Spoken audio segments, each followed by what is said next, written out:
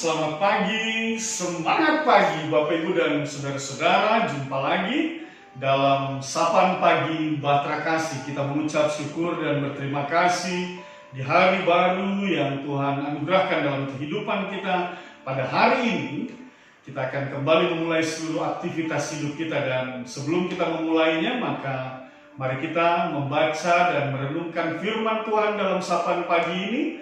Dan untuk itu mari kita berdoa. Bapa di dalam sorga, kami mengucap syukur atas hari baru yang sudah boleh dianugerahkan dalam kehidupan kami. Kami akan memulai seluruh kegiatan kami, pekerjaan dan pelayanan kami. Berkenanlah Tuhan menyertai kami di dalam kuat kuasa firman Tuhan. Oleh sebab itu kami mohonkan dengan rendah hati bersabda dan berfirmanlah. Tuntun kami dengan kuasa Roh-Mu yang kudus, demi nama anak-Mu yang kekasih, Tuhan kami Yesus Kristus, firman yang hidup. Kami berdoa kepada Bapa di sorga. Amin. Bapak, Ibu, dan Saudara-saudara, bacaan firman Tuhan pada pagi hari ini terambil dari Hakim-Hakim, pasalnya yang ke-8, ayat 4 sampai dengan ayat yang ke-21. Mari kita siapkan bersama. Hakim-Hakim pasal 8, ayat 4 sampai dengan 21. Di bawah judul perikop orang Midian dikalahkan, raja-rajanya dibunuh. Untuk itu mari kita baca bersama-sama, kita mulai. Ketika Gideon sampai ke sungai Yordan, menyeberanglah ia dan ke-300 orang yang bersama-sama dengan dia. Meskipun masih lelah, namun mengejar juga. Dan berkatalah ia kepada orang-orang Sukot, "Tolong berikan beberapa roti untuk rakyat yang mengikut aku ini, sebab mereka telah lelah, dan aku sedang mengejar Zebah dan Salmuna, raja-raja Midian." Tetapi jawab para pemuka di Sukot itu, "Sudahkah Zebah dan Salmuna itu ada dalam tanganmu, sehingga kami harus memberikan roti kepada tentaramu?" Lalu kata Gideon, "Kalau begitu, apabila Tuhan menyerahkan Zebah dan Salmuna ke dalam tanganku, aku akan menggaruk tubuhmu dengan duri padang gurun dan onak." Maka berjalanlah ia dari sana ke Penuel dan berkata demikian juga kepada orang-orang Penuel. Tetapi orang-orang ini pun menjawabnya seperti orang-orang Sukot. Lalu berkatalah ia juga kepada orang-orang Penuel, "Apabila aku kembali dengan selamat, maka aku akan merobohkan menara ini." Sementara itu Zebah dan Salmuna ada di Karkor bersama-sama dengan tentara mereka. Kira-kira 15.000 orang banyaknya, yakni semua orang yang masih tinggal hidup dari seluruh tentara orang-orang dari sebelah timur. Banyaknya yang tewas, ada 120.000 orang yang bersenjatakan pedang. Gideon maju melalui jalan orang-orang yang diam di dalam rumah, di dalam kemah, di sebelah timur Noba dan Yokbeha, lalu memukul kala tentara itu, ketika tentara itu menyangka dirinya aman. Zebah dan Salmuna melarikan diri, tetapi Gideon mengejar mereka dan menawan kedua raja Midian itu, yakni Zebah dan Salmuna, sedang seluruh tentara itu dicerai beraikannya. Kemudian kembalilah Gideon bin Yoas dari peperangan dengan melalui pendakian Heres. Ditangkapnya seorang muda dari penduduk Sukot. Setelah ditanyai, orang itu menuliskan nama para pemuka dan para tua-tua di Sukot untuk Gideon, 77 orang banyaknya. Lalu pergilah Gideon kepada orang-orang Sukot sambil berkata, "Inilah Zebah dan Salmuna yang karenanya kamu telah mencela aku dengan berkata, 'Sudahkah Zebah dan Salmuna itu dalam tanganmu, sehingga kami harus memberikan roti kepada orang-orangmu yang lelah itu?' Lalu ia mengumpulkan para tua-tua kota itu. Ia mengambil duri padang gurun dan onak dan menghajar orang-orang Sukot dengan itu. Juga menara Penuel dirobohkannya dan dibunuhnya orang-orang kota itu.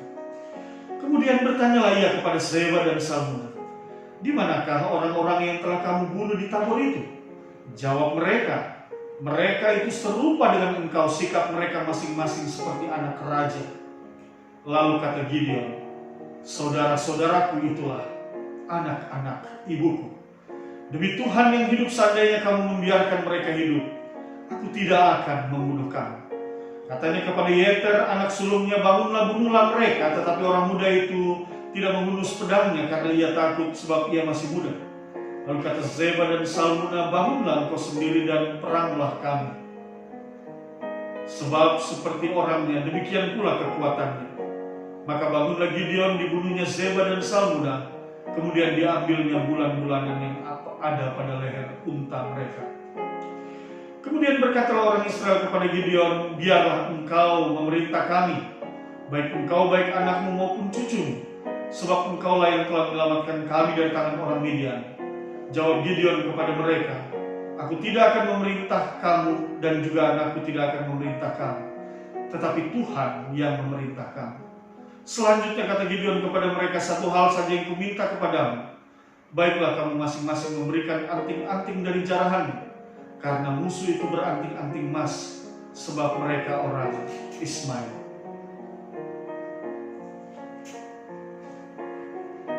Demikian pembacaan Alkitab.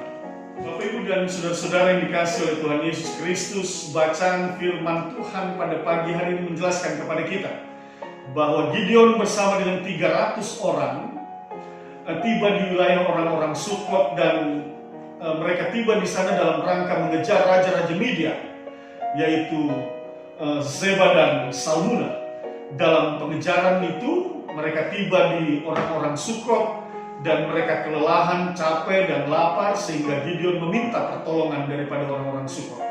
Tetapi yang kita baca bahwa orang-orang Sukot menolak untuk menolong Gideon, sehingga Gideon meneruskan perjalanannya dan tibalah ia di Penuel. Tetapi sekali lagi hal yang sama dialami oleh Gideon. Orang-orang Penuel juga menolak untuk memberikan pertolongan. Oleh sebab itu Gideon bersama dengan 300 orang yang menyertainya meneruskan perjalanan, dan pada akhirnya kita baca bersama bahwa Zeba dan Salmuna berhasil ditangkap.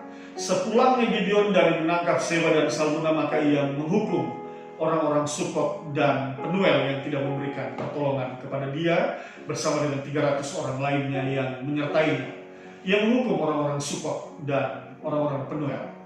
Nah, Bapak, Ibu, dan saudara-saudara, perenungan kita dalam sapaan pagi ini adalah tentang hal tolong menolong. Ini penting, Bapak, Ibu, dan saudara-saudara. Kita tahu bersama bahwa situasi kita saat ini adalah satu situasi yang banyak kali tidak menguntungkan oleh karena pandemi COVID-19. Banyak orang yang menjadi takut, banyak orang yang menjadi khawatir, banyak orang yang tersendat dalam kegiatannya, pekerjaannya, usahanya.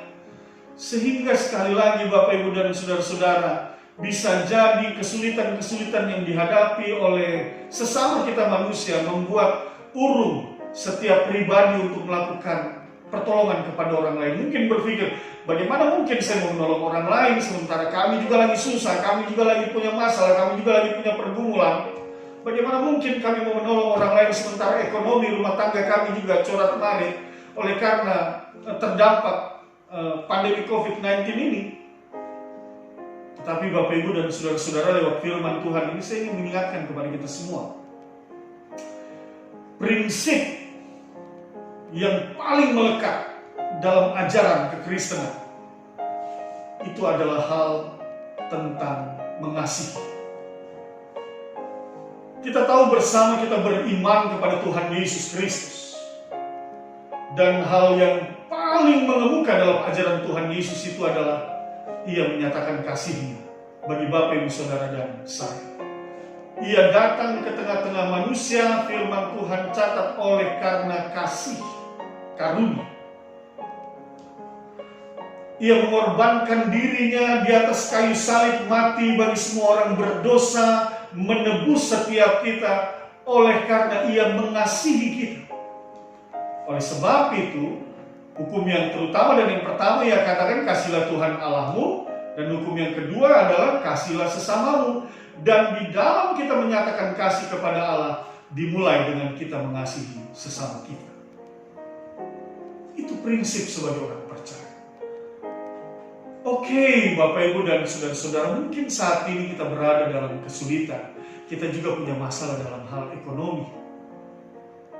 Tetapi sekali lagi, jangan karena ada pergumulan dan persoalan yang berkaitan dengan ekonomi dalam rumah tangga kita, hal itu membuat kita tidak dapat mengasihi orang lain. Jangan. Kalau engkau tidak bisa membagi materi kepada orang lain, berikan apa yang engkau punya. Seminim apapun yang engkau berikan kepada sesamamu yang memohon pertolongan dan layak untuk menerima pertolongan itu menjadi berkat bagi sesama. Karena sekali lagi Bapak Ibu dan Saudara-saudara, prinsip kita yang paling melekat dalam ajaran kita sebagai orang Kristen adalah mengasihi. Dan di sini kita dapat melihat bagaimana orang-orang Sukot, orang-orang Penuel tidak punya prinsip diajarkan untuk mengasihi, bukan menutup mata dan membiarkan orang lain menderita. Bapak Ibu dan Saudara-saudara, Amsal pasal 3 ayatnya yang ke-27 mengajarkan kepada kita, janganlah menahan kebaikan daripada orang-orang yang berhak menerimanya, padahal engkau mampu melakukannya. Itu dia. Jangan pernah menahan kebaikan.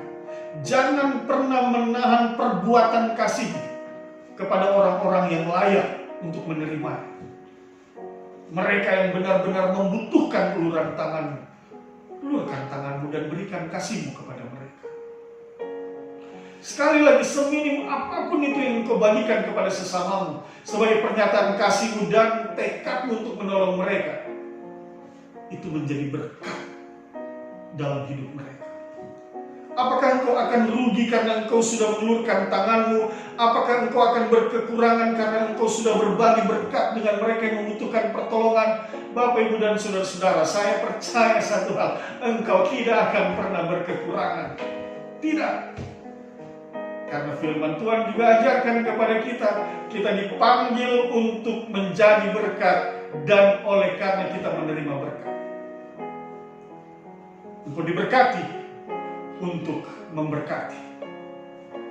Bahkan lebih jauh lagi kalau kita lihat dalam Amsal pasal 11 ayatnya yang ke-24 dan ayatnya yang ke-25, ini baik sekali untuk perenungan bagi kita sesama kita dan dalam kehidupan keseharian kita. Bagaimana sikap perilaku hidup kita sebagai orang percaya yang mau memberkati orang lain melalui perbuatan-perbuatan kasih kita. Firman Tuhan katakan demikian. Amsal pasal 11 ayat 24 sampai 25. Ada yang menyebar harta tetapi bertambah kaya, ada yang menghemat secara luar biasa namun selalu berkekurangan. Siapa banyak memberi berkat diberi kelimpahan, siapa memberi minum dia sendiri akan diberi minum. Oh, ini bagian ini mau menjelaskan kepada kita semua, engkau tidak akan pernah berkekurangan ketika engkau bersedia memberi dan berbagi dengan sesama. Firman Tuhan jelas menegaskan, siapa banyak memberi berkat diberi kelimpahan, siapa memberi minum ia sendiri akan diberi minum. Oleh sebab itu Bapak, Ibu, dan Saudara-saudara, jangan pernah engkau ragu dan khawatir tentang keberadaanmu. Tuhan akan memastikan engkau ia pelihara. Dan lewat firman-Nya hal itu meyakini kita semua bahwa Tuhan akan senantiasa ada, hadir dan memberkati kita. Apa yang terjadi dengan orang-orang Sukot dan orang-orang Penuel ketika mereka menahan kebaikan mereka terhadap Gideon dan 300 orang lainnya? Ketika Gideon kembali bersama-sama 300 orang lainnya setelah mereka menangkap Seba dan Salmuna, yang terjadi adalah mereka menghukum orang-orang Sukot dan Penuel. Hukuman yang didapati oleh orang-orang yang menahan kebaikan. Firman ini mau mengingatkan kepada kita tidak menginginkan hukuman yang berasal dari Tuhan. Yang kita inginkan dan kita rindukan adalah berkat anugerah, kasih karunia rahmat yang berasal dari Tuhan. Oleh sebab itu, Bapak, Ibu, dan Saudara-saudara, engkau dipanggil untuk menerima berkat dan menjadi berkat. Oleh sebab itu sekali lagi, jangan tahan kebaikanmu, sebarkan kebaikanmu kepada sesama, agar mereka yang membutuhkan pertolongan, mereka yang ditopang itu dapat merasakan sukacita, mereka merasakan damai sejahtera, dan mereka dapat melihat tangan pengasihan Tuhan melalui uluran tangan saudara. Mari kita berdoa. Bapa di dalam sorga, kami mengucap syukur dan berterima kasih atas kebenaran firman-Mu pada saat ini. Kami akan melanjutkan seluruh aktivitas pekerjaan dan pelayanan kami. Kami mohonkan Tuhan menyertai, menuntun, dan membimbing kami semua. Bagi mereka yang lapar, bagi mereka yang membutuhkan pertolongan, pakai kami Tuhan. Kami mau menjadi saluran berkat bagi mereka yang membutuhkan pertolongan.